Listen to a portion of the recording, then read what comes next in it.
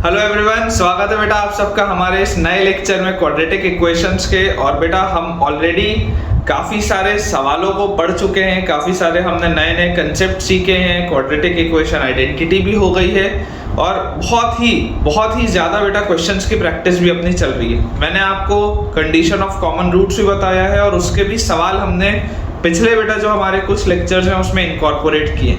सो आज के लेक्चर में बच्चों हम अपना सवालों का सिलसिला यूं ही आगे स्टार्ट करते हैं, ठीक है, विद आवर फर्स्ट क्वेश्चन। ये अभी मैं आपको बेटा जो सवाल करवा रहा हूँ वो मैंने एक दो लेक्चर पहले होमवर्क में भी शेयर किए थे, लेकिन मुझे कुछ बच्चों का आया था मैसेज कि सर हमको करवा दीजिएगा, हमसे बन नहीं रहे वो सवाल, तो मैं आपसे करवा देता हूँ। देखिए कि if x square plus ax plus 12 equal to 0,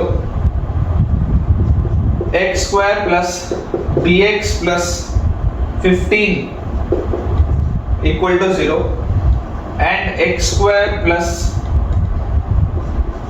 a plus bx plus 36 equal to 0। मुझे दिया हुआ है have one root in common, they all have one root in common. इन सारों में ही एक रूट कॉमन है। Find out A comma B comma common root. A B और कॉमन रूट क्या होगा आपको ये बताना, ठीक है। ये हमारे पास सवाल है कि ए का वैल्यू, बी का वैल्यू और वो कॉमन रूट आखिर होगा कौन सा, ये हमारे पास बच्चों सवाल है। देखते देखिए, आपको बेटा अगर बोला जा रहा है कि इन तीनों में ही एक रूट कॉमन है, इसके दो रूट अल्फा बीटा मान लेते हैं, इसके अल्फा गामा, इसके अल्फा डेल्टा, और हम ऐसा बोल देंगे कि तीनों में ही अल्फा कॉमन, तीनों में ही अल्फा कॉमन। तो अगर बेटा अल्फा इन तीनों में ही कॉमन होगा, मतलब अल्फा इनको सेटिस्फाई करेगा, तो मैं लिख सकता हूं alpha square plus a alpha plus 12 equal to 0, alpha square plus b alpha plus 15 equal to 0, alpha square plus a plus b alpha plus 36 equal to 0। ये चीज बच्चों हम बोल सकते हैं। इमेजिन मैं इसे इक्वेशन 1, 2 और 3 का अगर नाम देता हूं तो आप देखकर इस बात को समझ सकते हैं कि अगर मैं 1 में 2 को ऐड कर दूं और 3 को सब्ट्रैक्ट कर दूं तो मुझे फायदा होगा। क्यों फायदा होगा? क्योंकि देखो ये a और b वाला टर्म ऐड होगा और इससे सब्ट्रैक्ट होगा, तो ये पूरी चीज कट जाएगी। ये सब 9, 10 तो पढ़ के आते हैं। देखिए अल्फा स्क्वायर में अल्फा स्क्वायर ऐड हुआ तो 2 अल्फा स्क्वायर और अल्फा स्क्वायर सब्ट्रैक्ट हो गया, तो यहाँ बचा अल्फा स्क्वायर। ये a अल्फा में b अल्फा ऐड हुआ तो आ गया a प्लस b अल्फा और ये a plus b alpha subtract हो गया, तो ये कट जाएगा। 12 में 15 ऐड हुआ तो 27 और उसमें से 36 सब्ट्रैक्ट हुआ तो -9। This will be equal to 0। तो अल्फा स्क्वायर का वैल्यू मेरे पास 9 आ जाएगा, और अगर अल्फा स्क्वायर का वैल्यू 9 आएगा तो अल्फा का वैल्यू आएगा ±3। अगर अल्फा का वैल्यू बेटा, अल्फा स्क्वायर का वैल्यू अगर 9 आएगा तो अल्फा का वैल्यू विल बी ±3। तो अब बेटा मेरे पास अल्फा का वैल्यू आ चुका है, तो सबसे पहली बात तो मुझे जो इसमें कॉमन रूट बताना था, तो कॉमन रूट तो मुझे मिल गया। कॉमन रूट तो बच्चों मुझे मिल चुका है कि यार alpha is the common root and its value is +3 और -3, दोनों ही हो सकता है। अगर बेटा मैं बोलता हूं if alpha is equal to +3, अगर अल्फा 3 होगा तो क्या होगा देखते हैं।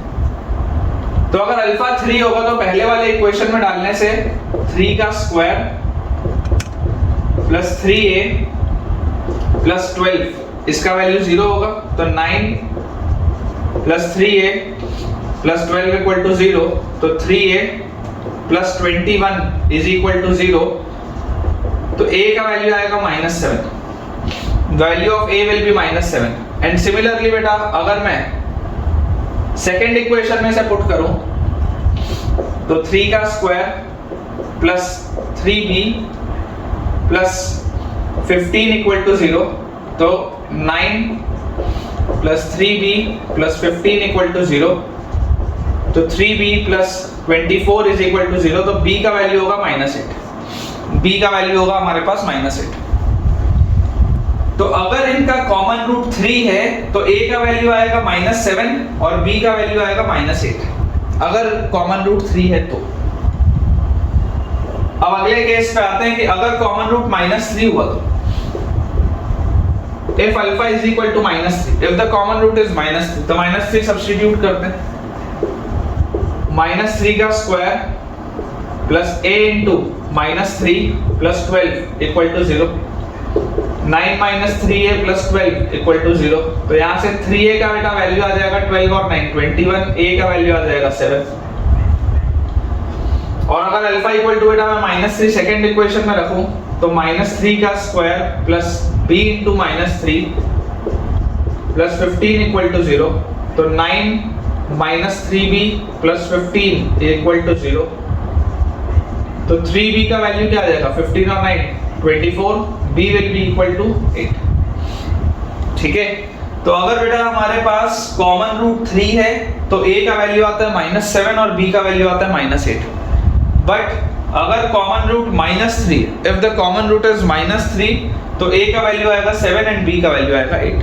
ठीक है, तो ये भी बेटा एक हमारे पास होमवर्क क्वेश्चन था, इसलिए चलो इसको भी मैंने आपको करा दिया। आंसर्स मैंने उसके भी आपको उस समय दिए हुए थे, है ना। चीजें आराम से क्लियर होंगी बेटा, बिल्कुल टेंशन की बात नहीं है। और आप तो अभी ऑलरेडी क्लास 11th में, तो 11th के बच्चों को तो कोई दिक्कत की बात ही नहीं होनी चाहिए। आपके पास भरपूर समय है, आप सिर्फ मेहनत करते रहिए। एक ही तरीका है बेटा जेई एडवांस क्लियर करने का, जेई मेंस क्लियर करने का, जो मैंने भी फॉलो किया था और जो हर बच्चा फॉलो करता है, जो भी जेई में सिलेक्ट होता है वो हर बच्चा, एक ही फॉर्मूला है जो हम सब फॉलो करते हैं, वो होता है कंसिस्टेंसी। आपको रोज काम करना है। ऐसा नहीं होना चाहिए कि मैं हफ्ते में एक दिन 10 घंटे पढ़ लिया, 4 दिन आराम किया, नहीं। आप रोज पढ़ो, भले 4 घंटे पढ़ो, 4 आवर्स की भले सेल्फ स्टडी रखो, भले 5 आवर्स की सेल्फ स्टडी रखो, भले 6 आवर्स की सेल्फ स्टडी रखो, लेकिन उसको कंसिस्टेंट रखो। रोज करना है मतलब रोज करना है विदाउट एक्सक्यूज। कुछ बच्चे जो नेचुरली ज्यादा शार्प होते हैं वो पूरा काम, पूरा होमवर्क 4 घंटे में कर लेंगे। वही पूरा काम, वही पूरा होमवर्क करने में कुछ को 5 घंटे लगेंगे, कुछ को 6 घंटे लगेंगे। तो टाइम फिक्स नहीं है। आप ये मत सोच के चलो कि नहीं मुझे एवरीडे 7 घंटे ही पढ़ने, मुझे एवरीडे 8 घंटे ही पढ़ने, ऐसा नहीं। आपके माइंड को जितनी जल्दी समझ में आ जाए उतना अच्छा। आपको कोई चीज 4 घंटे में समझ में आती है तो आप रोज 4 घंटे पढ़ो। आपको कोई चीज पूरा का पूरा काम करने में रोज 7 घंटे लगते हैं तो 7 घंटे दो। समय तो देखो देना पड़ेगा। और आप किसी का भी रूटीन, किसी का भी टाइम टेबल बेटा कॉपी पेस्ट नहीं कर सकते। सबके लिए रूल अलग अलग होता है, रास्ते सबके अलग अलग है, मंजिलें सबकी बेटा सेम है। मंजिलें सबकी ही जेई मेन जेई एडवांस से पहुंचने की हैं, रास्ते सबके अलग अलग है। तो तुम्हारी जर्नी में तुम्हें ही चलना है और अकेले ही चलना है। तो अपना रास्ता खुद बनाओ, मेहनत करो, अपना टाइम टेबल एक फिक्स बनाओ और एवरीडे बेटा अपना पूरा काम कंप्लीट करो। ठीक है, वो जितनी भी चाहे देर में हो। और ये जो मैं घंटों की बात कर रहा हूँ कि 4 घंटे की, 7 घंटे की, 8 घंटे, बेटा ये सेल्फ स्टडी है। ये इसमें मैं आपके क्लासेस नहीं काउंट कर रहा हूँ। आप बोलेंगे कि सर इसमें मैं YouTube का लेक्चर देख रहा था, इट इज नॉट काउंटेड। इसमें सर मैं फलाने इंस्टीट्यूट में जाके पढ़ रहा था, it is not counted. Sir इसमें मैं अपने नोट्स कंप्लीट कर रहा था स्कूल के और कोचिंग के, इट इज नॉट काउंटेड। 4 घंटे 5 घंटे आपकी प्योर पढ़ाई, जिसमें आपके क्लास नोट्स का रिवीजन हो सकता है और सवालों की प्रैक्टिस हो सकती है और होमवर्क हो सकता है। ये एवरीडे आपको बेटा करना है इस टाइम, वही वाला ये टाइम है जो काउंट होगा। ठीक है, तो पिछला वाला बेटा हमारा सवाल सॉल्व हो गया है, बहुत ही अच्छे तरीके से हमने उसको सॉल्व भी कर लिया है। अगला अपन बेटा देखो क्वेश्चन देखते हैं। नेक्स्ट हमको जो क्वेश्चन लिखा हुआ है, इफ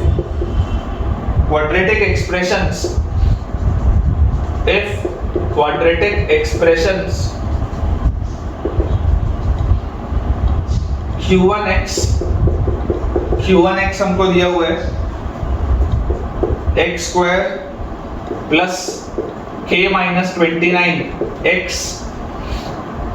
माइनस k, और q2x हमको बेटा दिया हुआ है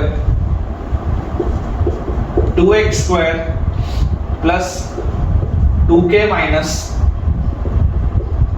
43x प्लस k, ठीक है, are factors of the same cubic, are factors of the same cubic, are factors of the same cubic. Then find the possible values of k. Then find the possible values of k. Then find the possible values of k. ये बेटा हमारे पास सवाल है, ठीक है, कि अगर ये सेम क्यूबिक के फैक्टर्स हैं तो आपको k की पॉसिबल वैल्यूज बतानी। सेम क्यूबिक के फैक्टर्स होने का क्या मतलब है? देखिए, मान लीजिए मेरे पास कोई भी एक क्यूबिक है, लेट अस से I have a cubic polynomial px जो इस फॉर्मेट का है, x minus alpha, x minus beta, x minus gamma. इसके तीन रूट्स हैं, अल्फा, बीटा और गामा, ठीक है। इस क्यूबिक के तीन रूट्स हैं, that is alpha, beta and gamma. p alpha भी 0 है, p बीटा भी 0 है, p गामा भी 0 है। अब अगर ये मेरे पास क्यूबिक है और मुझे बोला जा रहा है कि ये वाला जो क्वाड्रेटिक इक्वेशन है या ये वाला जो क्वाड्रेटिक एक्सप्रेशन है ये भी इसका फैक्टर है, ये वाला जो पूरा क्वाड्रेटिक एक्सप्रेशन है ये भी इसका फैक्टर है, दोनों ही क्वाड्रेटिक एक्सप्रेशंस उसके फैक्टर है। इसका मतलब क्या है कि ये वाला क्वाड्रेटिक एक्सप्रेशन इसको पूरी तरीके से डिवाइड कर रहा है, ये वाला भी क्वाड्रेटिक एक्सप्रेशन इसको पूरी तरीके से डिवाइड कर रहा है, ये इसका मतलब है, ठीक है। और इसमें बेटा अगर आप समझने की कोशिश करेंगे तो आप ये वाले दोनों एक्सप्रेशंस को देख के देखिए। पहले वाले में a1 by a2 क्या है? a1 by a2 is 1 by 2, b1 by b2 is k minus 29 upon 2k minus 43, c1 by c2 is minus 1 by 1। तो आप बेटा देख सकते हैं कि a1 by a2, b1 by b2 और c1 by c2 तो इक्वल नहीं है, दे आर नॉट इक्वल। ये तो इक्वल नहीं हुआ ना, 1 by 2 और -1 तो इक्वल नहीं होता। तो क्योंकि a1 by a2, b1 by b2 और c1 by c2 इक्वल नहीं है, इसका मतलब इनके दोनों रूट्स कॉमन होंगे, ऐसा नहीं हो सकता। दोनों ही क्वाड्रेटिक के बेटा दोनों रूट्स कॉमन कब होते हैं? क्वाड्रेटिक के दोनों रूट्स कॉमन होते हैं जब रेशियो सेम। क्या इसका रेशियो सेम है? क्या इसका रेशियो बेटा सेम नहीं? तो क्योंकि इसका रेशियो सेम नहीं है इसलिए सारे रूट्स कॉमन होंगे, ऐसा नहीं। पॉइंट ऐसा है कि देखिए अगर इसके दो रूट्स अल्फा और बीटा हुए, क्योंकि अल्फा और बीटा इस क्यूबिक के भी रूट्स हैं, ये बोला जा रहा है factors of the same cubic, यही तो बोला जा रहा है कि these are the factors of the same cubic. तो अगर ये सेम क्यूबिक के फैक्टर्स हैं देन इट मींस कि अगर इसके रूट्स अल्फा और बीटा हैं तो इसके रूट्स भी अल्फा और बीटा नहीं हो सकते, इसके भी रूट्स अल्फा और बीटा नहीं हो सकते, इसके रूट्स अल्फा और गामा होंगे। अल्फा और बीटा नहीं हो सकते, इसके भी रूट्स अल्फा और गामा होंगे। जहां पर मैं ये बोलूंगा where alpha will be the common root, where alpha is common root, ठीक है। ये इसका कंसेप्ट है बेटा, ये इसका कंसेप्ट है कि ये वाला जो क्यूबिक है, ये वाला क्यूबिक इस वाले इससे भी डिवाइड हो जाता है, ये वाला जो क्यूबिक है वो इस वाले क्वाड्रेटिक से भी डिवाइड हो जाता है। इसका मतलब इसके अगर तीन फैक्टर्स हैं तो इसके तीन में से कोई दो फैक्टर्स इसके पास होंगे, कोई दो फैक्टर्स इसके पास होंगे। इसके पास अगर बेटा टोटल तीन फैक्टर्स हैं तो कोई दो फैक्टर्स इस क्वाड्रेटिक के होंगे, कोई दो फैक्टर्स इस क्वाड्रेटिक के होंगे। ये इसका कंसेप्ट है, ठीक है ना, ये इसका बेटा मतलब है, ठीक है। तो जैसे बेटा ये वाली चीज हमको समझ में आ गई कि कंसेप्ट क्लियर हो चुका है। अब देखिए आपके पास अगर ये कंडीशन ऑफ कॉमन रूट आप अगेन अगर देखें बेटा ध्यान से देखेंगे, अल्फा अगर इसको सेटिस्फाई कर रहा है तो आप लिख सकते हैं alpha square plus k minus 29 alpha minus k will be equal to 0। Alpha इसको भी सेटिस्फाई कर रहा है तो 2 alpha square plus 2k minus 43 alpha plus k will be equal to 0, ठीक है। तो यहां से बेटा आप देख सकते हैं, देखिए ऊपर वाले अगर मैं पूरे इक्वेशन, ऊपर वाले बच्चों अगर मैं पूरे ही इक्वेशन को 2 से मल्टीप्लाई कर दूं और कैंसिल आउट करूं तो मजा आ जाएगा। कैसे मल्टीप्लाई करेंगे? देखिए ऊपर वाले इक्वेशन को आप लिख लो 2 अल्फा स्क्वायर, ठीक है, पूरा 2 से मल्टीप्लाई कर रहा हूं तो यहां आ जाएगा 2k, 29 into 2 आ जाएगा 58, ये माइनस k आ जाएगा -2, ये आ जाएगा। अब आप सोचो बेटा कि अगर आप नीचे वाले इक्वेशन में से ऊपर वाले को सब्ट्रैक्ट कर दो, ये 1 है, ये 2 है, 2 में से 1 को सब्ट्रैक्ट कर दो, नीचे वाले में से आप ऊपर वाले को सब्ट्रैक्ट करो, देखो 2 अल्फा स्क्वायर से 2 अल्फा स्क्वायर कटेगा। अल्फा के साथ क्या लिखा है? अल्फा के साथ लिखा हुआ है 2k माइनस 43, और ऊपर वाला सब्ट्रैक्ट आप कर रहे हो तो माइनस 2k, और सब्ट्रैक्ट कर रहे हो तो प्लस 58। अच्छा, सब्ट्रैक्ट किया है तो नीचे k ऑलरेडी लिखा हुआ था, माइनस ऑफ माइनस 2k मतलब plus 2, this will be equal to 0। तो ये माइनस 2k प्लस 2k गया, 58 माइनस 43 इज 15, तो 15 alpha is equal to minus 3k, और यहां से बेटा मेरे पास अल्फा का वैल्यू आ जाएगा माइनस k बाय 5। जो कॉमन रूट मेरे पास आएगा that will be minus k by 5, ठीक है ना, common root will be minus k by 5। अब अगर अल्फा का वैल्यू मेरे पास माइनस k बाय 5 आया है तो ऑब्वियसली ये उसको सेटिस्फाई कर रहा होगा, पहले वाले इक्वेशन को। तो पहले वाले इक्वेशन में इसको सब्स्टिट्यूट कर देते हैं, देखिए माइनस k बाय 5 का होल स्क्वायर यहां पर डाल दिया, plus k minus 29 minus k by 5 इधर भी रखा, और उसके बाद माइनस k, इसकी वैल्यू क्या होगी? 0 के बराबर होगी, तो यहां से हमारे पास आ जाएगा k स्क्वायर बाय 25, यहां से हमारे पास आएगा माइनस k स्क्वायर बाय 5, फिर इससे मल्टीप्लाई होगा तो plus 29k by 5 minus k will be equal to 0। तो देखिए इधर अगर मैं इन दोनों के लिए एलसीएम लूं, इन दोनों के लिए, तो इन दोनों के लिए एलसीएम मैं कैसे लूंगा? इसको अगर मैं 25 करूंगा तो ये 5k स्क्वायर आ जाएगा, तो यहां से आ गया माइनस 4k स्क्वायर बाय 25। अच्छा, इन दोनों के लिए अगर करूंगा, ये k लिखा है, इसको 5k बाय 5 कर देते हैं, तो ये आ जाएगा कितना? Plus 24k by 5, this is equal to 0। तो यहां से बेटा आपके पास आ गया, ध्यान से आप देखिए 5 का फैक्टर तो आप कॉमन लेके हटा दो नीचे से, तो ये 25 में से 5 बचेगा, ये वाला 5 का फैक्टर तो उड़ जाएगा, कॉमन लेके हटा दिया मैंने। 4 का अगर फैक्टर देखूंगा तो ये वाला 4 का फैक्टर जाएगा, और 24 में से 4 का फैक्टर निकलेगा तो 6 बचेगा, ये आ जाएगा मेरे पास 4 का ही फैक्टर मैंने कॉमन लेके हटा दिया। तो ये इफेक्टिवली बेटा मेरे पास लिखा हुआ है k स्क्वायर बाय 5, इसको उस साइड ले जाते हैं, minus 6k will be equal to 0। k common लूंगा तो मेरे पास अंदर आ जाएगा k by 5 minus 6 is equal to 0। तो यहां से बेटा हमारे पास आ रहा है k का वैल्यू या तो 0 या तो हमारे पास k का वैल्यू आ रहा है 30। ये दो वैल्यूज आ रहे हैं बेटा, आइदर k इज 0 और k इज 30, ठीक है ना। k का बेटा दो वैल्यूज आएगा, आइदर इट विल बी 0 और इट विल बी 30। एक बार बेटा अपन अपना आंसर चेक भी कर लेते हैं ताकि श्योरिटी हो जाए कि हमने सही सॉल्व किया है। तो कॉमन रूट हमारे पास माइनस k बाय 5 आ रहा है, बिल्कुल सही है। k की बेटा दो वैल्यूज आ रही है, इट इज आइदर 0 और इट इज 30, बिल्कुल करेक्ट है बेटा, ठीक है। अब इसके बाद अगले सवाल की बेटा हम और बढ़ते हैं, बोर्ड अपना जल्दी से क्लियर कर लें। ये वो होमवर्क के बेटा क्वेश्चंस हैं जो मैंने आपके लिए दिए थे, ठीक है। जिन भी बच्चों को इनमें डाउट रहा होगा, मुझे उम्मीद है बेटा क्लियर हो गया होगा आपके डाउट्स। तो अब बेटा नए क्वेश्चन अपन बनाते हैं, है ना, नए सवाल अपन बनाते हैं। हमारे पास अगला बेटा सवाल दिया हुआ है, इफ द इक्वेशन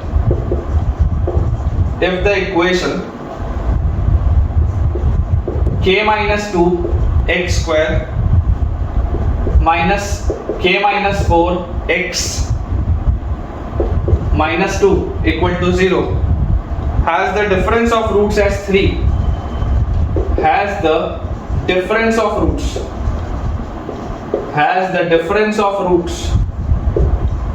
as 3। अगर इसका बेटा डिफरेंस ऑफ रूट्स 3 है, फाइंड k, आपको k का वैल्यू बताना। अगर डिफरेंस ऑफ रूट्स 3 है तो आपको बेटा k का वैल्यू बताना। देखिए ये जो बेटा इक्वेशन हमें दिया हुआ है, k minus 2x square minus k minus 4x minus 2 equal to 0। मान लेते हैं इसके दो रूट्स अल्फा और बीटा है। कौन बड़ा है कौन छोटा है मेरे को नहीं पता, दोनों में से कौन बड़ा है कौन छोटा है वी डोंट नो, लेकिन हमें दिया हुआ है कि अल्फा और बीटा अगर इसके दो रूट्स है तो इसका डिफरेंस ऑफ रूट्स 3 है। अल्फा माइनस बीटा का मॉड, मॉड लगा लेते हैं सेफ साइड में रहने के लिए, है ना। सेफ साइड में रहने के लिए बेटा मॉड लगा लेते हैं। कौन बड़ा है कौन छोटा है हमको नहीं पता, तो अल्फा माइनस बीटा का मॉड जो है वो 3। मॉड्यूलस से बचने के लिए मैं क्या बोलूंगा, स्क्वायर कर दो। मॉड्यूलस से बचने का सबसे सही तरीका है स्क्वायर कर दो, तो आपके पास आ जाएगा अल्फा माइनस बीटा का whole square is equal to 9। अच्छा, अल्फा माइनस बीटा का होल स्क्वायर क्या होता है, देखो alpha square plus beta square minus 2 alpha beta, this is equal to 9। यही होगा। इसको मैं क्या कर सकता हूँ, कैसे लिख सकता हूँ, क्या इसको मैं ऐसा लिख सकता हूँ क्या कि यार इसमें अगर मैं प्लस 2 अल्फा बीटा भी कर दूं और माइनस 2 अल्फा बीटा भी कर दूं, इसमें अगर मैं प्लस 2 अल्फा बीटा भी कर दूं और माइनस 2 अल्फा बीटा भी कर दूं, ये सब क्लास 9 10th में हम करते थे। तो ये वाले को क्लब करते हुए मेरे पास आ जाएगा अल्फा प्लस बीटा का whole square minus 4 alpha beta, this is equal to 9। Basically मैंने क्या किया है बेटा, इस अल्फा माइनस बीटा के होल स्क्वायर को मैंने सम ऑफ रूट्स और प्रोडक्ट ऑफ रूट्स में कन्वर्ट किया।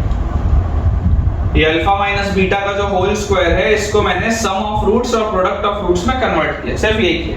ये आप क्लास 9th की अगर आरडी शर्मा खोल के देखेंगे तो मिल जाएगा, ऐसी वाली चीजें उस समय कराई जाती थी।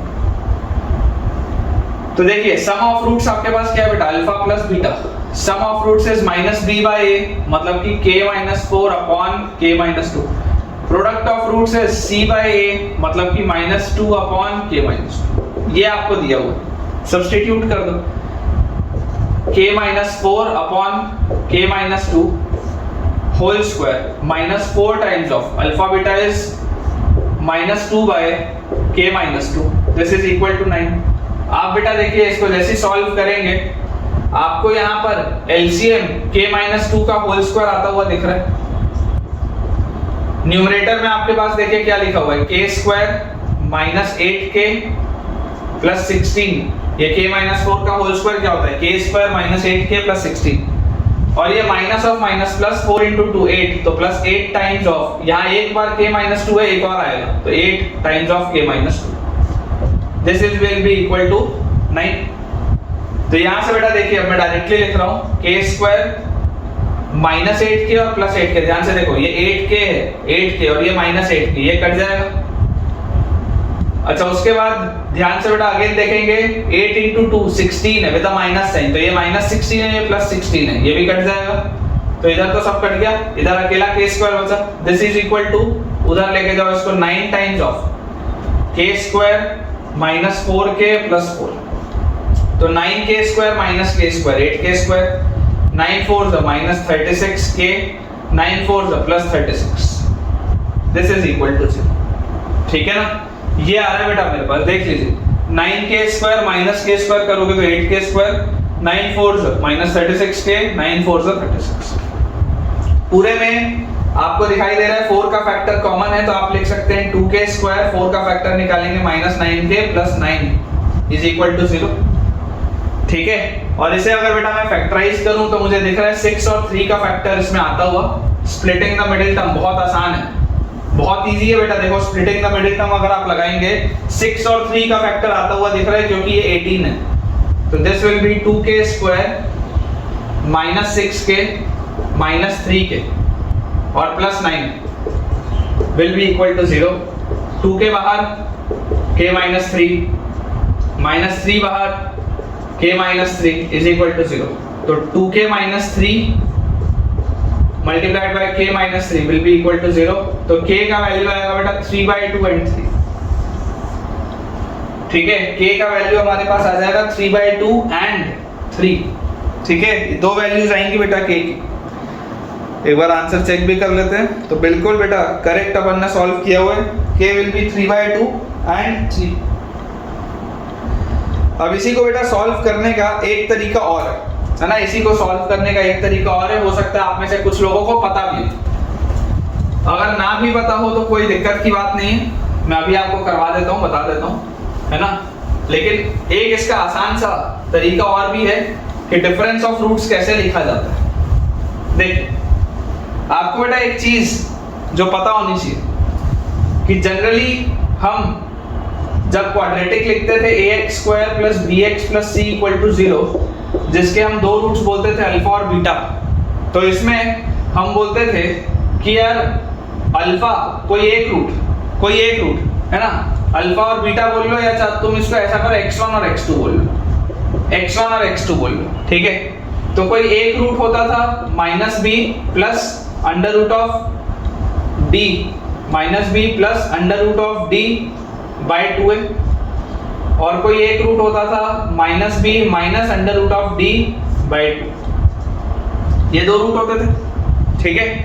अब जरा सोच के देखिए, अगर बेटा हमें बोला जा रहा है कि इसका डिफरेंस ऑफ रूट्स क्या होगा। मैं आपको बोलता हूं कि आप मुझे बताइए x1 माइनस x2 कितना होगा, x1 माइनस x2। तो आप क्या बोलेंगे, सर x1 माइनस x2 करना है तो ये माइनस बी और माइनस बी वाला तो टर्म कट जाएगा। देख लो, x1 माइनस x2 अगर करना है तो माइनस बी से माइनस बी वाला टर्म तो कटेगा, क्योंकि बेस तो दोनों का सेम है 2 है।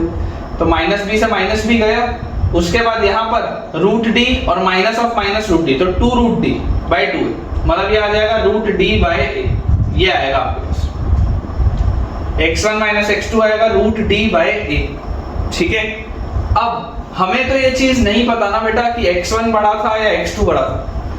ये तो कोइंसिडेंटली मैंने इसमें x1 के साथ प्लस वाला लिया और x2 के साथ माइनस वाला लिया, अदरवाइज कोई मैं श्योर थोड़ा ना था कि किसमें प्लस आएगा किसमें माइनस आएगा, या कौन सा रूट बड़ा होगा कौन सा रूट छोटा होगा। तो सेफ रहने के लिए तरीका क्या होता है कि मॉड्यूलस आप लगा लीजिए, तो डिफरेंस ऑफ रूट जो भी होगा उसका modulus will be equal to root D by A, लेकिन ए भी नहीं, यहाँ पर आपको मॉड ए लगाना चाहिए, क्योंकि देखिए LHS में बेटा जैसे ही आपने मॉड्यूलस लगाया तो LHS तो पूरा का पूरा पॉजिटिव हो गया, मॉड्यूलस लगाते ही LHS पूरा का पूरा पॉजिटिव हो गया।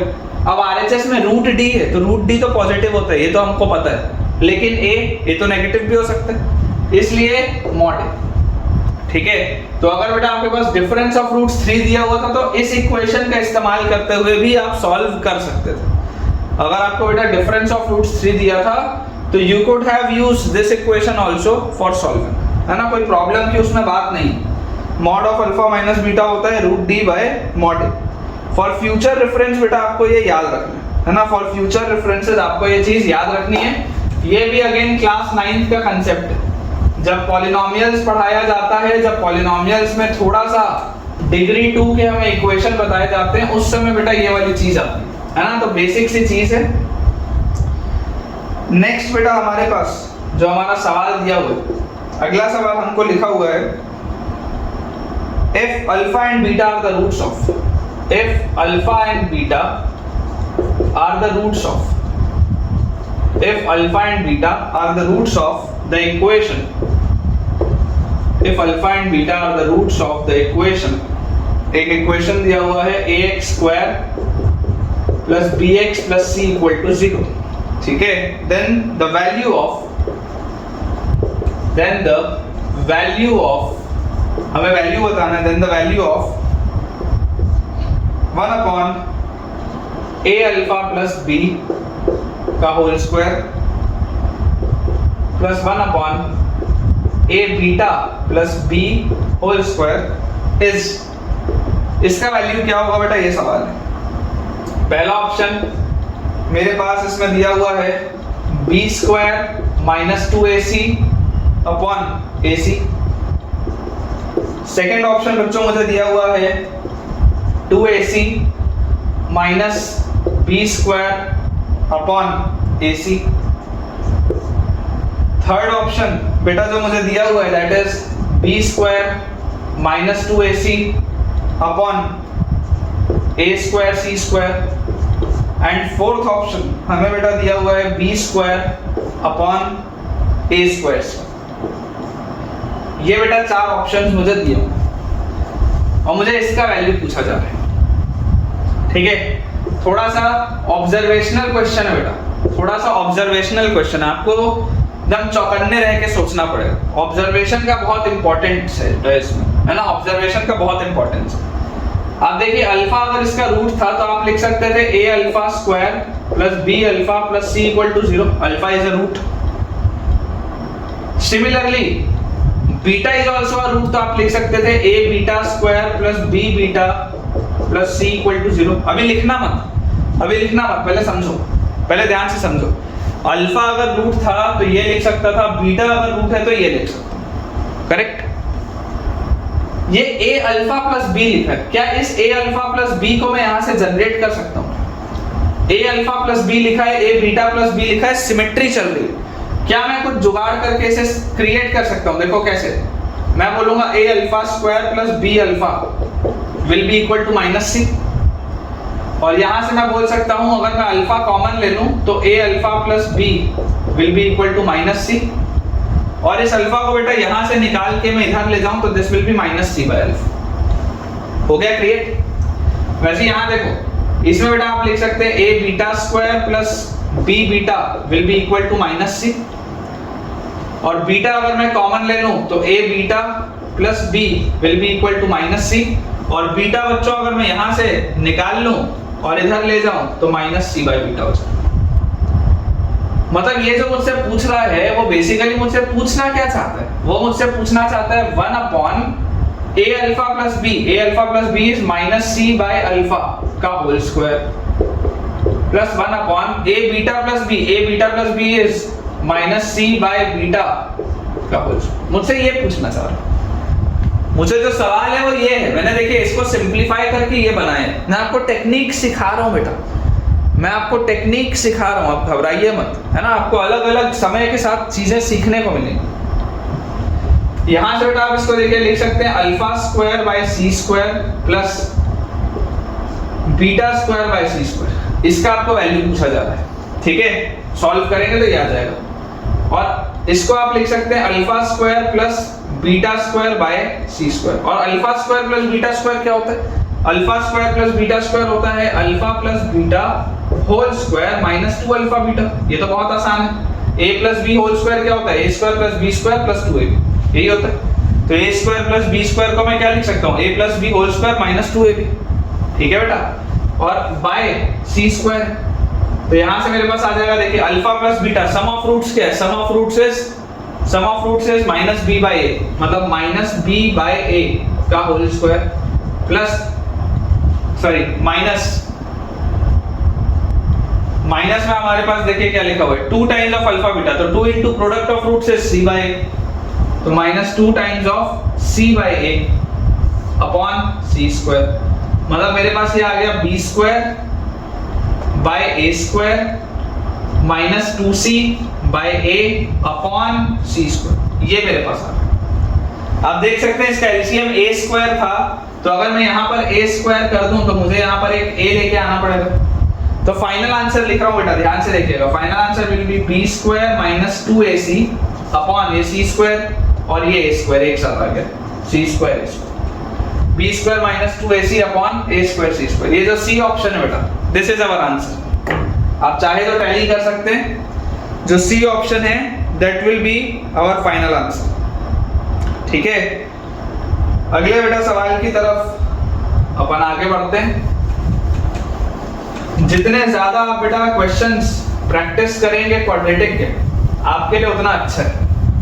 कोई भी एक अच्छी रेफरेंस बुक ले लीजिए और उसको ईमानदारी से बेटा बनाइए, है ना। कोई भी एक अच्छी सी रेफरेंस बुक लीजिए जिसमें बहुत सारे सवाल, अननेसेसरी की कोई बहुत डिफिकल्ट बुक अभी से मत ले लेना, वो मैं करवाऊंगा, है ना। आप में से ऐसा करो, एक अपन एक्सरसाइज ये करते हैं कि आप में से जो भी बच्चे अभी इस वीडियो को सुन रहे हैं, आप बेटा मुझे कमेंट्स में बताइएगा कि आप कौन सी बुक सॉल्व करते हैं घर में, आप कौन सी बुक सॉल्व करते हैं घर में, और मैं आपको उसमें कमेंट में बताऊंगा कि वो आपके लिए फिलहाल रेलेवेंट है या नहीं। जरूर ये अपन करेंगे बेटा। और आप अगर चाहते हैं कि मैं किसी बुक का भी आपके लिए डिस्कशन करूं, तो आप मुझे उस बुक का भी नाम बताइए, कि अगर आपको जो भी बुक है ना, मैथ्स की जो भी बुक आप चाहते हैं कि यहाँ पर डिस्कस हो बेटा, जो भी जेईई की बुक है, आप मुझे जरूर उस बुक का नाम बताइए, मैं श्योरली बेटा उसको डिस्कस करूंगा। तो देखिए हमारे पास नेक्स्ट हमारा क्वेश्चन बेटा, if the roots of the equation ax square plus cx plus c equal to 0, ध्यान से देखिएगा, b वाला टर्म नहीं लिखा, ax square plus cx plus c equal to 0 are in the ratio p is to q, अगर ये चीज है बेटा रेशियो में P/Q, show that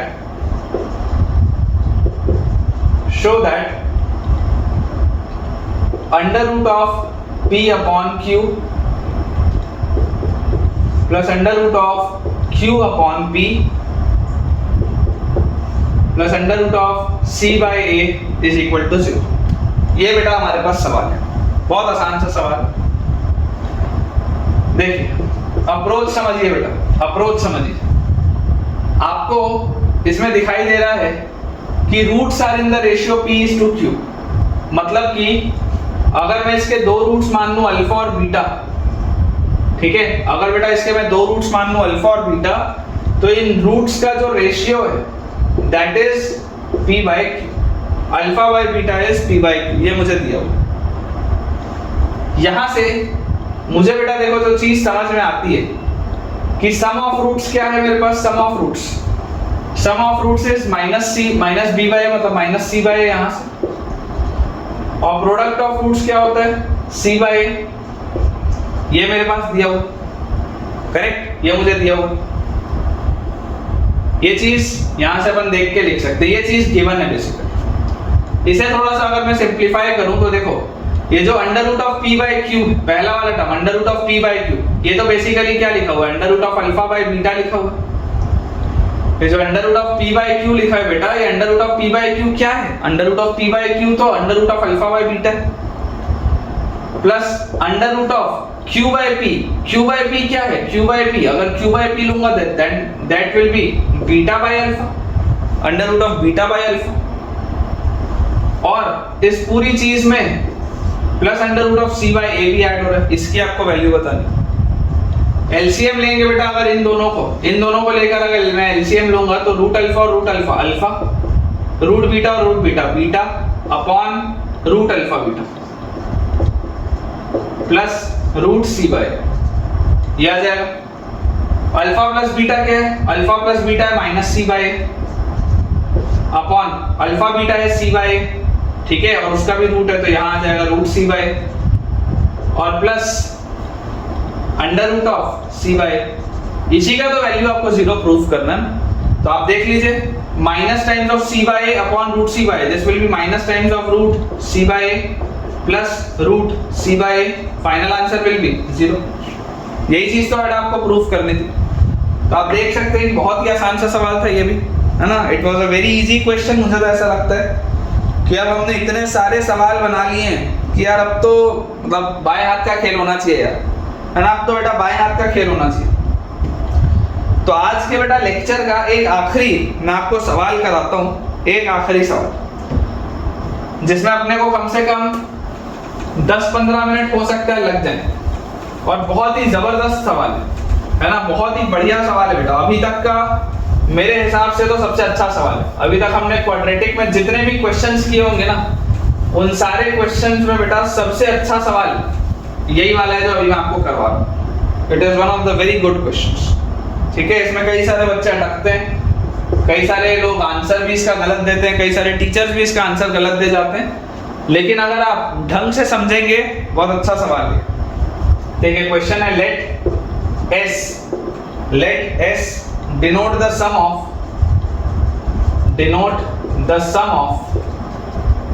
let S denote the sum of all possible integral values of sum of all possible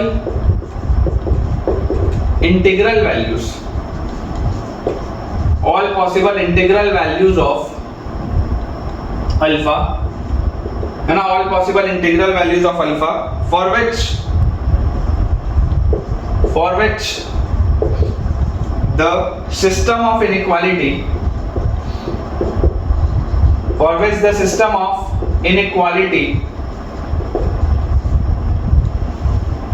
equation बेटा मैं लिख दे रहा हूं, जो इनइक्वालिटी है x square plus 2x plus alpha is less than equal to 0, x square minus 4x minus 6 alpha is less than equal to 0 has a unique solution, है ना। इसका आंसर बेटा कई जगह आप चेक करेंगे, इसका आंसर भी कई बार गलत दिया होता है ना। लेकिन बहुत अच्छा सवाल है, ध्यान से देखिए। As a unique solution find 49s, find 49s, मतलब s को 49 से मल्टीप्लाई करके फाइनल आंसर आपको देना। बहुत ही अच्छा सवाल है। अपन अपना बेटा मार्कर रिफिल कर लेते हैं, क्योंकि इसको मुझे समझाने में भी आपको ठीक ठाक समय लग जाएगा। देखिए, समझने की बेटा कोशिश करिए। आपको बोला जा रहा है let s denote the sum of all possible integral values of alpha. सबसे पहली बात तो आपको इंटीग्रल वैल्यूज का काम, इंटीग्रल वैल्यूज का, और कोई भी ओनली इंटीग्रल वैल्यूज, आपका काम integral values. For which the system of inequality, ये दो इनइक्वालिटीज है मेरे पास। अब इस इनइक्वालिटी को देखकर तुम्हें क्या लग रहा है? तुम्हें ऐसा लगना चाहिए कि सर एक्स स्क्वायर का कोफिशिएंट पॉजिटिव, एक्स स्क्वायर का कोफिशिएंट पॉजिटिव है ना। इसको आप इनइक्वालिटी 1 बोल दो, इसको आप इनइक्वालिटी 2 बोल दो। एक्स स्क्वायर का कोफिशिएंट पॉजिटिव है, यहां भी एक्स स्क्वायर का कोफिशिएंट पॉजिटिव है, तो दोनों ही पैराबोला का माउथ तो ऊपर की तरफ खुलेगा। ऐसे दोनों का ही माउथ ऊपर की तरफ खुलेगा। अब माउथ ऊपर की तरफ खुलने के बाद भी अगर ये बोला जा रहा है that this is less than और equal to 0, this is less than और इक्वल टू 0, इसका क्या मतलब है? इसका ये मतलब है बेटा कि ये ग्राफ इसका जरूर एक्स एक्सिस को क्रॉस करेगा, है ना। ये इनइक्वालिटी 1 है, ये इनइक्वालिटी 2, दोनों ही माउथ ओपनिंग अपवर्ड्स पैराबोला है, और इसका मतलब ये है कि दोनों का ही ग्राफ एक्स एक्सिस के कांटेक्ट में आएगा। जब इसका ग्राफ एक्स एक्सिस को कट करके जा रहा होगा नीचे, ठीक है, तब इस केस में ये इनइक्वालिटी 0 से छोटी होगी, है ना। ये क्वाड्रेटिक इक्वेशन है बेसिकली, ये जो पैराबोला है ये क्वाड्रेटिक इक्वेशन का ग्राफ है। तो वो चीज अगर नेगेटिव हो रही है, अगर बेटा ये क्वाड्रेटिक नेगेटिव हो रहा है, मतलब इसके दो रियल रूट्स आ रहे होंगे, ठीक है ना। अगर ये नेगेटिव हो रहा है मतलब इसके दो रियल रूट्स आ रहे होंगे। ये बहुत सिंपल सी बात है। मतलब इसका ये नेगेटिव अगर बेटा हो रहा है, अगर आपको ये नेगेटिव होता हुआ दिख रहा है, मतलब इसका डिस्क्रिमिनेंट 0 से बड़ा होना चाहिए, करेक्ट। और क्योंकि यहाँ पर इक्वालिटी भी लगी है, तो ऐसा भी हो सकता था कि ये सिर्फ 0 के इक्वल हो जाता, ऐसा भी हो सकता था कि ये सिर्फ 0 के इक्वल हो जाता। नेगेटिव कभी नहीं होता, 0 के इक्वल हो जाता। तो इसका discriminant greater than equal to 0 भी हो सकता है, या हम ऐसा बोल सकते हैं कि इसका discriminant greater than equal to 0 भी हो सकता है, क्योंकि यहाँ भी इक्वालिटी लगी। सेम कंसेप्ट यहाँ पर भी बेटा आप बोलोगे कि इनइक्वालिटी 2 में भी हम देख रहे हैं कि एक क्वाड्रेटिक का ग्राफ नेगेटिव हो रहा है, मतलब इसके दो रियल रूट्स होंगे, और अगर ये सिर्फ 0 के बराबर हो रहा होगा, अगर ये सिर्फ 0 के बराबर हो रहा होगा तो इसका एक ही रियल रूट होगा, मतलब इसके लिए भी discriminant greater than equal to 0 होगा। इसको D1 बोल देते हैं, उसको D2 बोल देते हैं, है ना, पहले वाले के लिए और दूसरे वाले के लिए। अपन ऐसा करते हैं बेटा, इक्वेशन 1 को सॉल्व करके उसके रूट्स निकालते हैं। इक्वेशन 1 के रूट्स निकालने की कोशिश करते हैं। रूट्स अल्फा के वाले टर्म्स में होंगे, लेकिन रूट्स निकालने का प्रयास करते हैं। रूट्स अगर आप इसके निकालेंगे तो बेटा देखिए, इसके अगर मैं आपको दो रूट्स बोलूं तो इसके रूट्स क्या आएंगे? -b plus minus under root of b square minus 4ac upon 2, है ना। ये तो 1। तो ये जो दो रूट्स बेटा मेरे पास आ रहे हैं, बेसिकली ये क्या आ रहे हैं? -1, ध्यान से देखिएगा, -1 2 का फैक्टर कट रहा है, प्लस माइनस इसमें से भी 4 बाहर निकलेगा तो 2 1 के निकलेगा, वो 2 का फैक्टर कटेगा, तो -1 plus minus under root of 1 minus alpha. ये दो रूट्स आ रहे हैं। तो बेसिकली जो दो रूट्स मेरे पास आ रहे हैं, they are -1 plus under root of 1 minus alpha and -1 minus under root of 1 minus alpha. Sure है, एकदम श्योर बात है कि इसके दो रूट्स ये हो गए। ये दो क्रिटिकल पॉइंट्स है जिसमें मेरा कर्व काटेगा एक्सिस को, ठीक है। सिमिलरली सेकंड वाले के बेटा अगर हम रूट्स की बात करें, सेकंड वाले, तो सेकंड वाले के आप रूट्स देखिए, -b plus minus under root of b square minus 4ac minus 6 alpha, यहां करेंगे तो प्लस, और 6 4 से 24 अल्फा लिखेंगे, और अपॉन 2, ठीक है। देखिए अगर बेटा आप इसमें से भी 4 बाहर खींचे या 8 तो कैसे निकालोगे? 8 का जरूर कॉमन है, लेकिन 4 इसमें से बेटा आप बाहर निकालो, 4 बाहर निकालोगे तो देखो आपके पास क्या आएगा, ये 2 इससे कटेगा तो 2 प्लस माइनस 4 इसमें से निकला बाहर 2 बन के वो कट गया, प्लस माइनस रूट ओवर 4 इधर से निकला तो यहाँ बचा 4, 4 इसमें से निकला तो बचा 6 प्लस 6, ये आपके पास आ रहा। तो अगर मैं दो रूट्स की बात करूं तो 2 plus under root of 4 plus 6 alpha और 2 minus under root of 4 plus 6 alpha, ये मेरे पास आ रहे बेटा दो रूट्स, करेक्ट। अपन ऐसा करते हैं, यहां पर एक बार उसके ग्राफ को बनाने का प्रयास करते हैं कि ग्राफ बन कैसा रहा होगा, है ना, ग्राफ कैसा बन रहा होगा एक बार देखते। आप ये बात समझिए बेटा कि अगर ये आपका x एक्सिस है, if this is your x axis, तो इस x एक्सिस में जब आप प्लॉटिंग करने जाएंगे, प्लॉटिंग करने, तो ये पहले वाले ग्राफ के दो रूट्स हैं -1 प्लस ये, लेट अस से this is x1, let us say this is x2, let us say this is x3 and let us say this is x4। अपन ऐसी बात करते हैं, x1 x2 x3 x4 मान लेते हैं ये चार रूट्स। आप मुझे बच्चों ये बात सोच के बताओ कि ये बात तो 100% श्योर है कि यार ये वाला जो रूट है ना, ये वाला रूट, ये x2 जो होगा ना वो x1 से छोटा होगा। ये बात तो आप श्योरली बोल सकते हो कि x2 will be smaller than x1, correct. x2 छोटा होगा x1 से क्योंकि इसमें -1 में कुछ चीज जुड़ रही है, इसमें -1 से भी कुछ चीज सब्ट्रैक्ट हो रही है, x2 छोटा होगा x1 से। तो अगर मैं पहले वाले इक्वेशन का ग्राफ देखूं तो वो ग्राफ अगर कुछ इस तरीके का आता, अगर वो ग्राफ बेटा कुछ इस तरीके का आता, तो आप मुझे एक बात बताइए कि ये वाला जो रूट होगा, क्योंकि ये माउथ ओपनिंग अपवर्ड्स पैराबोला है, अगर मैं बोल रहा हूं कि ये नेगेटिव हो रहा है तो इसका ग्राफ कुछ ऐसा आता, इस तरीके का।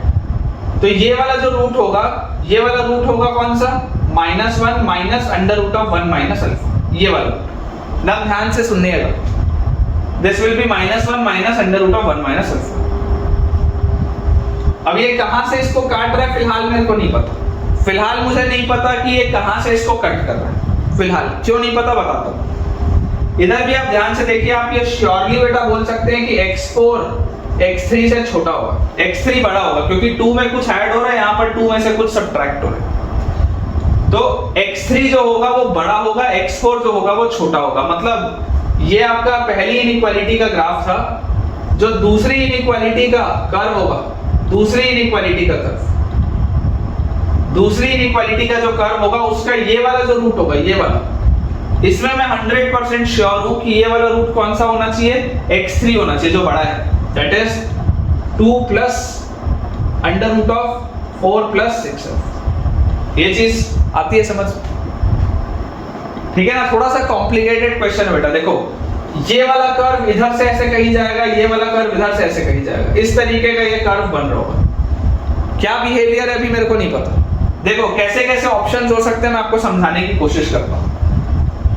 मान लीजिए ये पहला वाला कर्व कुछ ऐसा है और मान लीजिए दूसरा वाला कर्व कुछ ऐसा है। लेट अस इमेजिन कि ये एक केस है, ये पहला कर्व है, ये दूसरा कर्व है।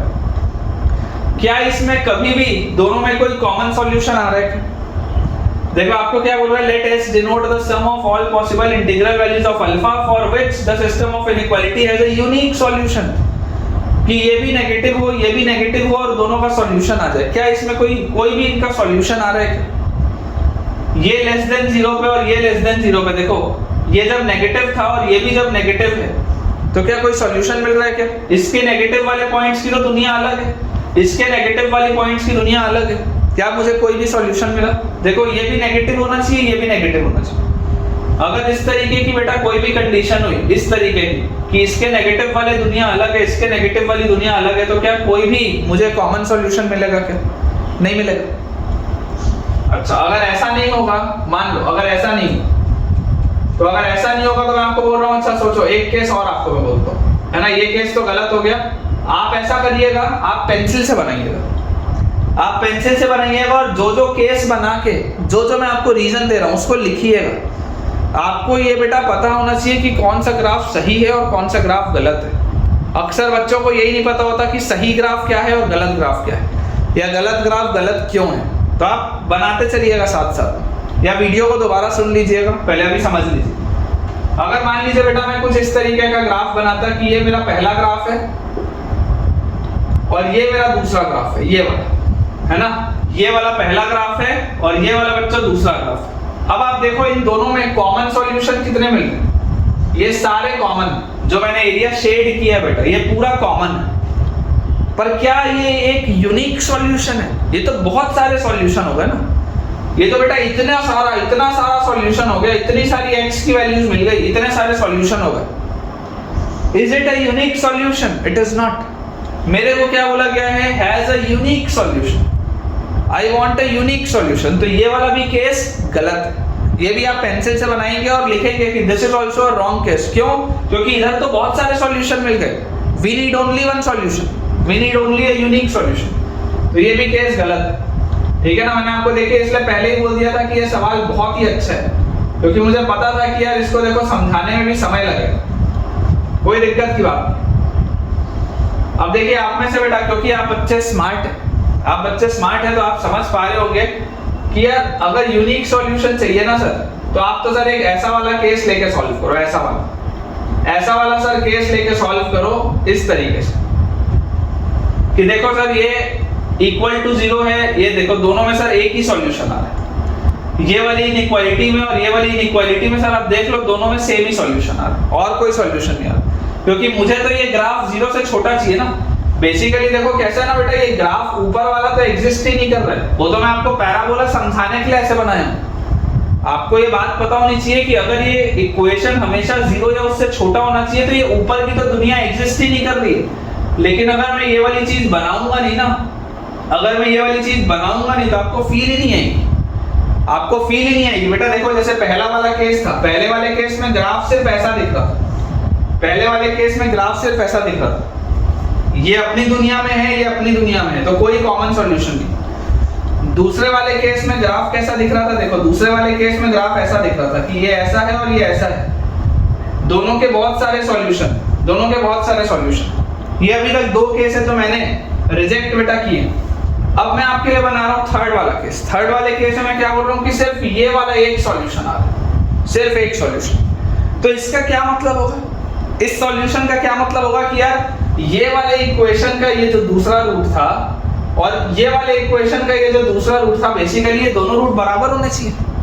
यही तो इसका मतलब है कि अगर देख लो दोनों सेम पॉइंट से गुजर रहे हैं, तो इसका मतलब क्या है कि ये वाला जो रूट है तुम्हारा बड़ा वाला root -1 plus under root of 1 minus alpha, ये बेसिकली बराबर होना चाहिए इसके छोटे वाले रूट के। इसका छोटा वाला रूट ये था, तो this should be equal to 2 minus under root of 4 plus 6 alpha.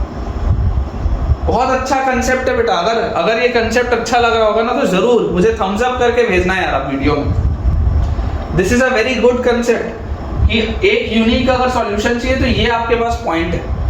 तो इस इक्वेशन का, इस पैराबोला का ये जो दूसरा रूट है और इस पैराबोला का ये जो दूसरा रूट है बोथ आर सेम, ये इसका मतलब है। तो आप इसको सॉल्व करिए, इसको बेटा अगर आप सॉल्व करेंगे तो देखिए आपके पास डायरेक्टली अगर आप चाहें तो स्क्वायर भी कर सकते हैं, कोई दिक्कत नहीं है, या थोड़ा सा अगर देखिए मैं एक बार थोड़ा सिंपलीफाई कर लूं, इस -1 को इधर ले आते हैं, तो -1 को इधर ले आएंगे तो हमारे पास ये हो जाएगा 3, ठीक है।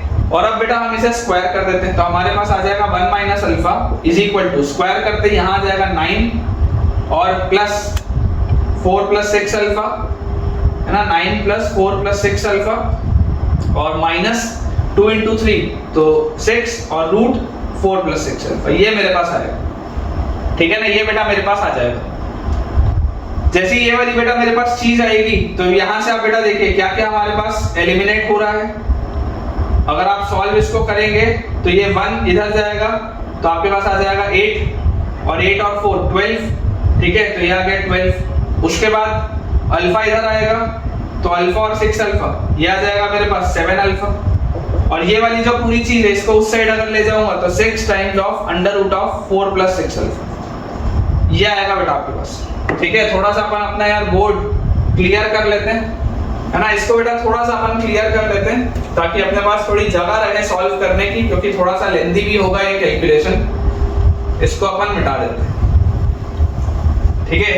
देखिए जैसे बेटा इसको हम सॉल्व करेंगे, अगेन स्क्वायर करते हैं तो 12 का स्क्वायर 144 प्लस 7 अल्फा का square 49 alpha square plus 2 into 12 24 24 into 7 24 into 7 कितना होता है बेटा 20 इंटू 7 140 और 4 इंटू 7 28 168 तो plus 168 alpha is equal to यहां से आप बेटा जब स्क्वायर करेंगे दिस विल बी 36 और अंदर वाला विल बी 4 प्लस 6 अल्फा तो हमारे पास आ गया 144 या ऐसे देख लो ना 36 इंटू 4 कितना होता है 30 इंटू 4 होता है बेटा हमारे पास 120 6 इंटू 4 होता है 24 तो ये तो 144 और ये 144 कट जाएगा।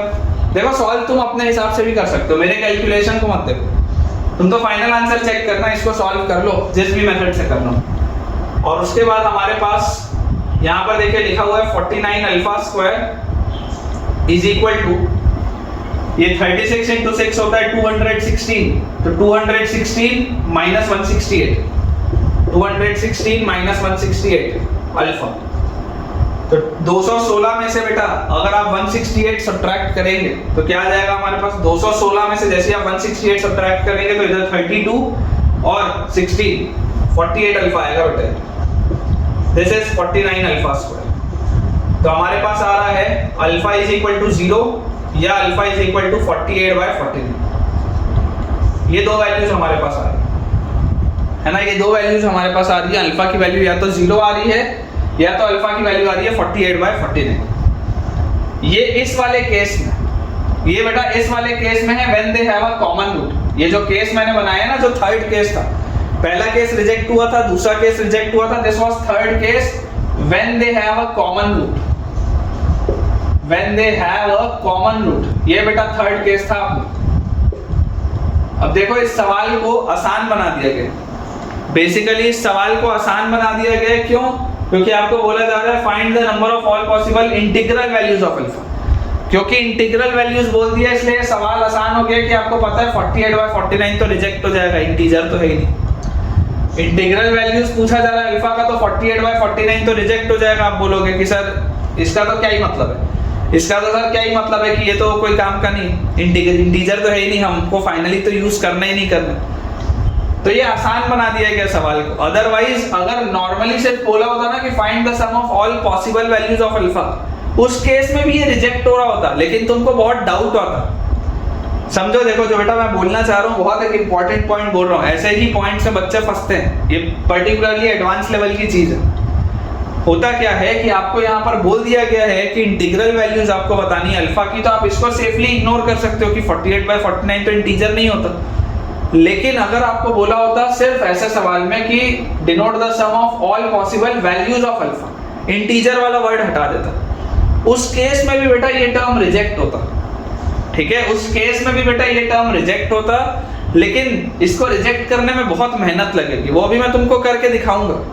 मैं जरूर यहाँ से डायरेक्टली रिजेक्ट कर सकता हूँ ये बोल के कि यार इंटीग्रल दिया है तो ये तो हो या ना हो कोई फर्क नहीं पड़ रहा, लेकिन फिर भी ये रिजेक्ट होगा। क्यों रिजेक्ट होगा अभी मैं आपको ये चीज बताऊंगा, भले मुझे 10 मिनट और लगेंगे, लेकिन मैं आपको ये चीज समझाऊंगा, बहुत ढंग से बेटा समझाऊंगा, क्योंकि ऐसे ही पॉइंट्स होते हैं जिससे बच्चों से गलती होती है। और ये रिजेक्ट आपको इसलिए भी बेटा देखो कई बार हमको डर लगता है, क्योंकि हमसे फाइनल आंसर क्या पूछा गया है, फाइंड 49s। ये देखो यहाँ पे 49 आ रहा है, लगता है कई बार डर लगता है कि यार ये रिजेक्ट होगा या नहीं होगा या क्या होगा पता नहीं। तो थोड़ा ध्यान से सुनिए, है ना, थोड़ा सा बेटा ध्यान से सुनिएगा। इसको बेटा अपन यहाँ से मिटा लेते हैं। हमारे पास देखिए हमने रूट्स को इक्वेट किया, रूट्स को इक्वेट करके हमारे पास आ गया अल्फा का वैल्यू 0 या तो अल्फा का वैल्यू 48/49। तो बेटा आप देखिए जब आप अल्फा को 0 करते है ना, मैं एक बार इनइक्वालिटी ओपन कर लेता हूँ ग्राफ चेक करने के लिए कि अल्फा की वैल्यू जब 0 होती, तो देखिए पहला वाला जो इक्वेशन था, जब आप अल्फा की वैल्यू 0 करेंगे तो पहला वाला इक्वेशन था x² + 2x, x² + 2x is less than equal to 0, ये पहला वाला था। और दूसरा वाला हो जाएगा x² - 4x less than equal to 0। ठीक है ना, जब आप अल्फा को 0 करेंगे, जब आप अल्फा को 0 करेंगे तो आपके पास आएगा x² + 2x या x² - 4x, ये पहला था ये दूसरा था, इस तरीके से आएगा।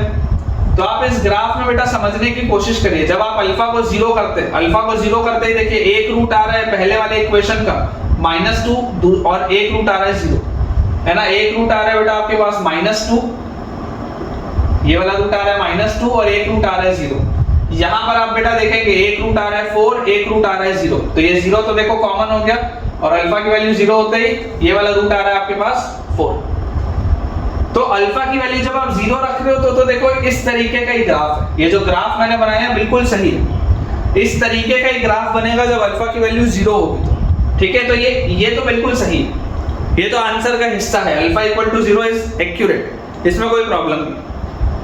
अब हम बेटा देखते हैं कि अल्फा की वैल्यू, अगर अपन ऐसा करते हैं बेटा इन आंसर्स को ना एक जगह लिख लेते हैं, नहीं तो हमको बाद में याद नहीं रहेगा तो गड़बड़ हो जाएगी। मैं एक बार आंसर्स लिख लेता हूँ। एक था -1 plus under root of 1 minus alpha, फिर एक आया था -1 minus under root of 1 minus alpha, फिर आया था एक 2 plus under root of 4 plus 6 alpha, और एक आया था 2 minus under root of 4 plus 6 alpha, है ना। आंसर्स अपन लिख के रखते हैं ताकि बाद में अपने को प्रॉब्लम ना आए। इसको अब यहाँ से मिटा लेते हैं। देखिए आपके पास बेटा ये वाली चीज तो बिल्कुल सही है, अल्फा की वैल्यू आप 0 रखेंगे, इस तरीके का ग्राफ आ रहा है, ठीक है। ये वाला ग्राफ आ रहा है, अल्फा की वैल्यू 0 पे आप बनाइएगा, ठीक है ना। जब आप अल्फा इक्वल टू 0 रखेंगे तो ऐसा ग्राफ आएगा, जरूर पेंसिल से बनाइएगा। ये कम से कम 2-3 पेज का सॉल्यूशन है अगर आप ढंग से देखेंगे तो। अल्फा की वैल्यू 0 पर आप इसको बनाइएगा इस तरीके से ग्राफ को। अब हम बात करते हैं कि यार अभी तो हमने इंटीग्रल देख के रिजेक्ट कर दिया, लेकिन अगर इंटीग्रल नहीं दिया होता वर्ड तब भी क्या 48/49 रिजेक्ट होता क्या? तो देखते हैं। 48/49 बेटा जब आप रखेंगे तो आपके पास देखिए रूट्स क्या है। रूट्स आपके पास मैं आपको बता रहा हूँ, 48/49 जब आप रखेंगे तो एक रूट आपके पास बेटा आ रहा है -1 plus under root of 1 minus 48/49, एक रूट आपके पास आ रहा है -1 minus under root of 1 minus 48/49, एक रूट आपके पास बेटा आ रहा है 2 plus under root of 4 plus 6 into 48/49, और एक रूट आ रहा है 2 minus under root of 4 plus 6 into 48/49। थोड़ा मेहनत वाला सवाल है, लेकिन मैं गारंटी दे रहा हूं तुमको क्वाड्रेटिक में फील आ जाएगी, बेटा देखना। इसको आप सिंप्लीफाई करो, 49 माइनस 48, 1/49 लिखा हुआ है अंदर, ये अंदर लिखा हुआ है 1/49, और 1/49 का रूट क्या होता है? 1/49 का बेटा रूट होता है 1/7, मतलब ये वाला रूट क्या है? -7 + 1 -6/7, है ना। तो मैं यार ढंग से लिखना, मेरे पास थोड़ा सा कमी है, जगह की थोड़ी कमी है लिखने की, तो तुम तो ढंग से करना।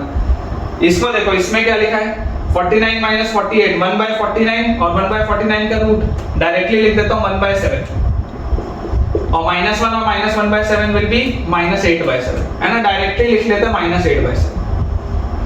तो पहले वाला जो इनइक्वालिटी था उसका तो 2 रूट मिल गया, -6/7 और -8/7। इसमें देखो ध्यान से, इसको थोड़ा सा बेटा अच्छे से समझने की आप कोशिश करना, यहाँ पर बच्चों से गलती होती है। 49 और ये 6 है, 6 × 48 है, और ये अपने पास जो पूरी चीज लिखी है, और एक ये वाली चीज लिखी है। इसको बेटा देखो, अगर आप सॉल्व करोगे ना, इसको आप पहले सॉल्व करो। देखो 49 × 4 कितना होता है?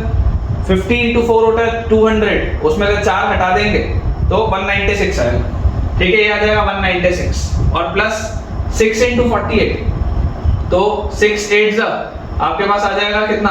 6 8 आ जाएगा 48, 8 कैरी 4, 6 4 है 24, 24 और 4 28, ठीक है, और अपॉन 49 और इसका रूट और 2 माइनस, ये चीज लिखी हुई।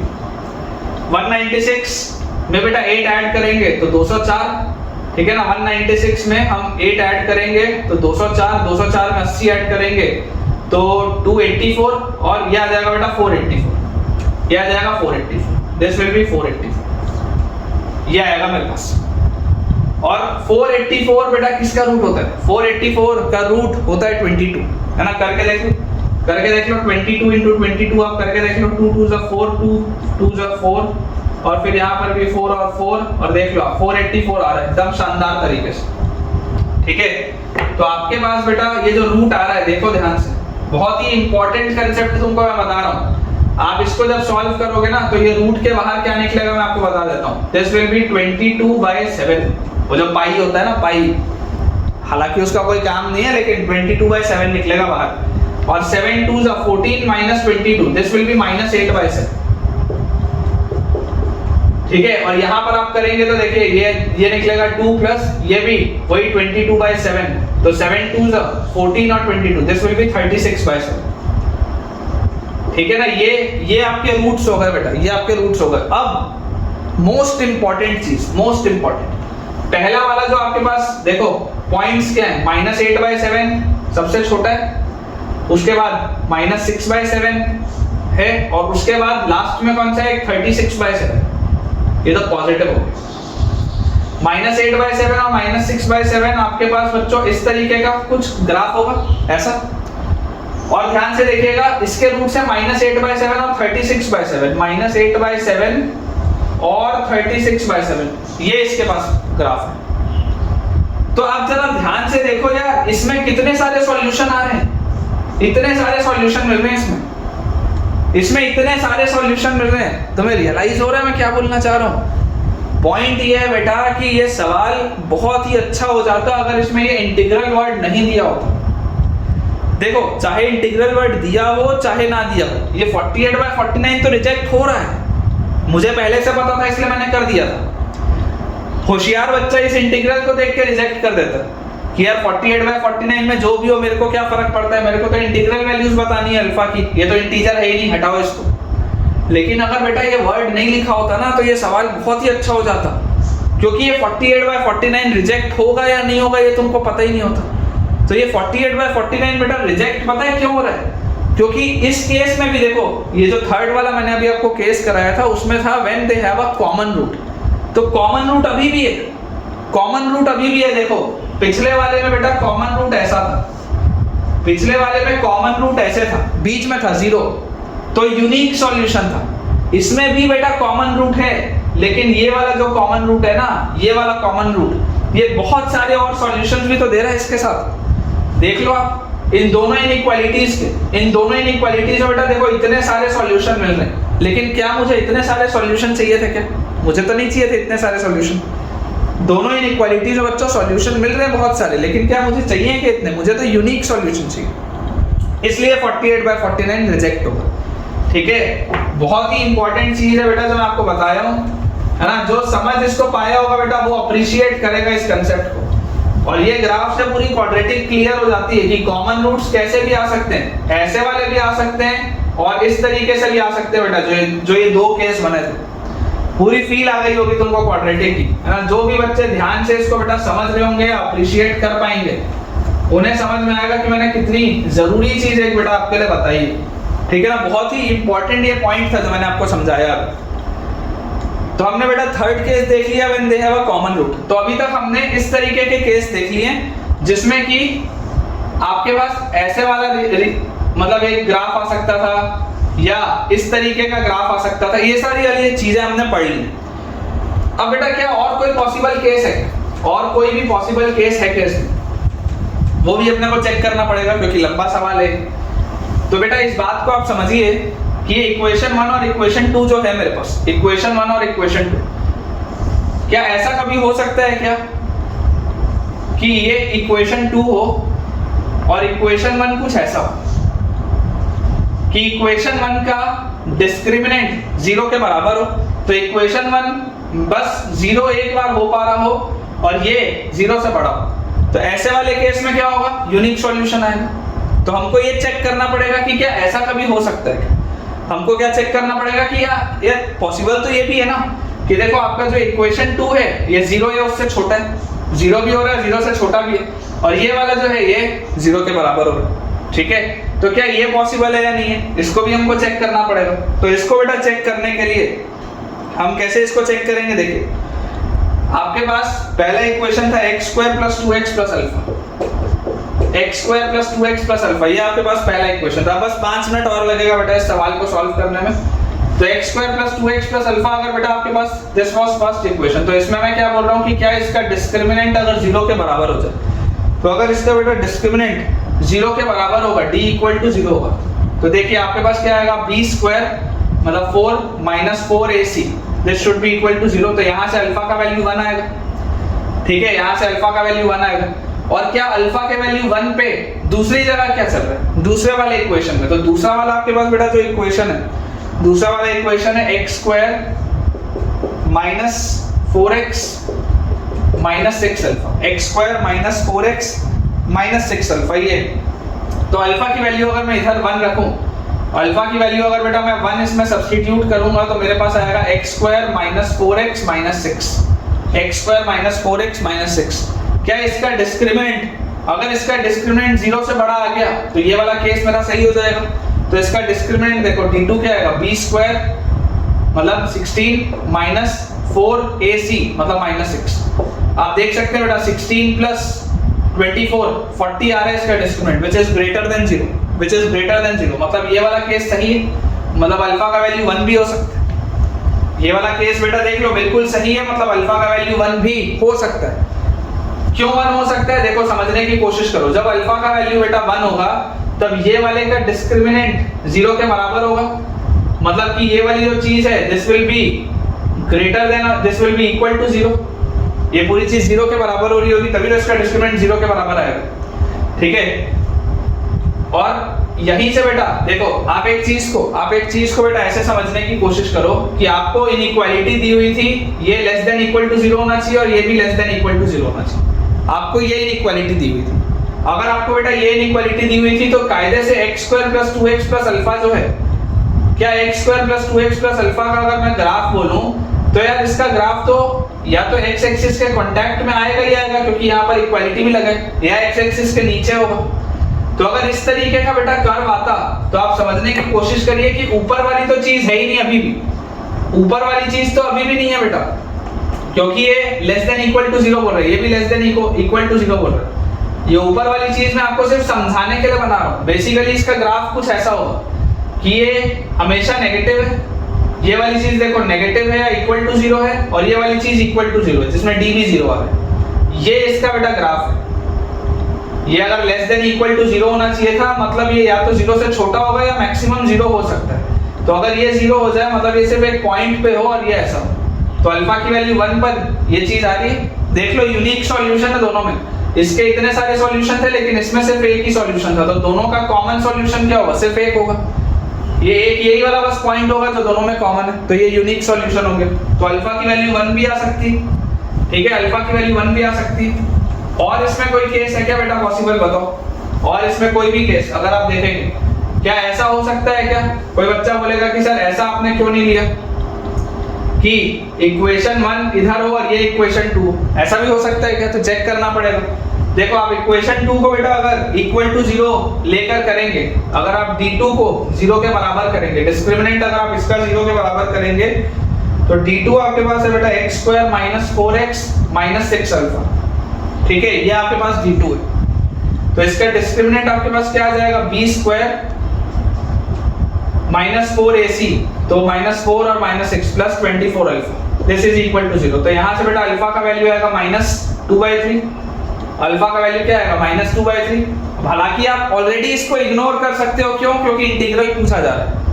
ऑलरेडी आप इसको इग्नोर कर सकते हो, क्यों, क्योंकि इंटीग्रल पूछा जा रहा है, लेकिन फिर भी चेक कर लेते हैं। तो यहाँ से बेटा आप देखिए क्या अल्फा की इस वैल्यू के लिए जो मेरा पहला वाला इक्वेशन था, d1 वाला जो इक्वेशन था बेटा, that was x square plus 2x plus alpha. d1 वाला इक्वेशन था x square plus 2x plus alpha. तो इसमें क्या होगा, तो यहां से आप देखिए x square plus 2x minus 2/3 ये आ जाएगा। इसका discriminant will be b square, ठीक है, और माइनस 4ac मतलब माइनस 2/3। तो आप देख रहे हैं बेटा इसका भी डिस्क्रिमिनेंट, इसका भी जो बेटा डिस्क्रिमिनेंट है, इसका भी डिस्क्रिमिनेंट बिल्कुल ये बात सही है कि इसका भी डिस्क्रिमिनेंट ग्रेटर देन 0 आ रहा है। अब इसके बाद एक लास्ट बस बेटा चीज बच गई है, 1 मिनट और बस, लास्ट जो चीज बच गई है वो क्या है, वो ये है कि क्या ऐसा कभी भी पॉसिबल है क्या कि ये भी 0 हो और ये भी 0, क्या ऐसा पॉसिबल है क्या कि ये भी 0 हो और ये भी 0 एट द सेम टाइम, क्या ऐसा कोई अल्फा होगा क्या। तो देखो मान लो ये इक्वेशन 1 था, ये इक्वेशन 2 था, तो इक्वेशन 1 वाली चीज बेटा क्या थी आपके पास, x square plus 2x plus alpha, और इक्वेशन 2 वाली चीज क्या थी, एक्स स्क्वायर माइनस 4x और माइनस 6 अल्फा, यही था हमारे पास। तो इसको बेटा अगर इसका d1 आपको 0 करना है तो b स्क्वायर माइनस 4ac 0 होगा, तो यहाँ से अल्फा 1 आना चाहिए था, लेकिन यहाँ से अल्फा माइनस 2/3 आना चाहिए था। क्या ये दोनों सेम है? क्या दोनों सेम नहीं है, मतलब ये वाला केस भी पॉसिबल नहीं। कॉमन रूट वाले में एक आंसर 0 आया, एक आंसर 48/49 आया। 48/49 क्यों रिजेक्ट हुआ? क्योंकि उसमें बहुत सारे सॉल्यूशन थे। 0 वाला क्यों एक्सेप्ट हुआ? क्योंकि उसमें एक ही सॉल्यूशन था। उसके अलावा हमने जब सॉल्व किया इस तरीके वाले केस, जो इसके पहले मैंने आपको 2 कराए थे कि एक का डिस्क्रिमिनेंट 0 से बड़ा हो और एक का डिस्क्रिमिनेंट 0 के बराबर हो, ऐसे वाले केस में बेटा एक बार अल्फा की वैल्यू आती है, एक केस में 1 और एक केस में अल्फा की वैल्यू आती है -2/3। ठीक है, -2/3 वाली चीज हमारी रिजेक्ट हुई। तो इसके साथ बेटा हमारा जो अल्फा का फाइनल जो बेटा हमारे पास अल्फा की वैल्यूज आई हैं वो सिर्फ 2 हैं, दैट इज 0 एंड 1। अल्फा सिर्फ और सिर्फ 2 वैल्यूज हमारी ले सकता है, दैट इज 0 एंड 1। ठीक है, तो आपको बोला जा रहा था sum of all possible integral values of alpha, तो sum of all values of alpha will be 0 + 1, जो कि आएगा 1, और 49s क्या होगा, दैट विल बी 49। ठीक है, तो इसके साथ बेटा हम अपने आज के लेक्चर के एंड पे पहुंच चुके हैं, और मुझे ऐसा लगता है कि लास्ट वाला सवाल जरूर ऑलमोस्ट हाफ एन आवर हमारा ले लिया, लेकिन एक बहुत ही अच्छा सवाल था, बहुत ही इंपॉर्टेंट सवाल था। इसको अगर जेईई एडवांस के भी ये पेपर में है तो ये कम से कम बेटा आपका 8 से 10 मिनट खाएगा ये सवाल। ठीक है, वो तो मुझे आपको एक एक चीज समझाने में, एक्सप्लेन करने में समय लगा, अदरवाइज ये मिनिमम 8 to 10 मिनट्स का ये क्वेश्चन है। बहुत ही अच्छा सवाल है। ये सवाल आपको पर्टिकुलरली कैसा लगा है आप मुझे कमेंट्स में जरूर बताइएगा बेटा, कि इस तरीके के सवाल आपको और करने चाहिए या नहीं करने चाहिए, क्योंकि जेईई एडवांस तो तभी निकलेगा जब हमको ऐसे सवाल करने आते होंगे। तो आप मुझे कमेंट से बताइएगा आपका फीडबैक जो भी इस सवाल को लेकर हो, भले लेंदी था लेकिन आपको ये सवाल कैसा लगा, इसका सॉल्यूशन कैसा लगा, अच्छे से क्लियर हुआ या नहीं, मुझे आप बेटा बिल्कुल ये चीज़ बताइएगा। वीडियो पसंद आया हो तो वीडियो को लाइक करें, चैनल को सब्सक्राइब करें और अपने फ्रेंड्स के साथ ज़्यादा से ज़्यादा इस वीडियो को शेयर भी करें। और हमारे जितने भी नए व्यूअर्स हैं उनके लिए मैं आपको बता दूं कि हमारा टेलीग्राम का चैनल है, जिसका लिंक बेटा आपको डिस्क्रिप्शन में दिखाई दे रहा है, उसे ज्वाइन करें ताकि आपको सारे अपडेट्स भी मिलें और सारे के सारे होमवर्क भी उसमें मिलते रहे। Thank you.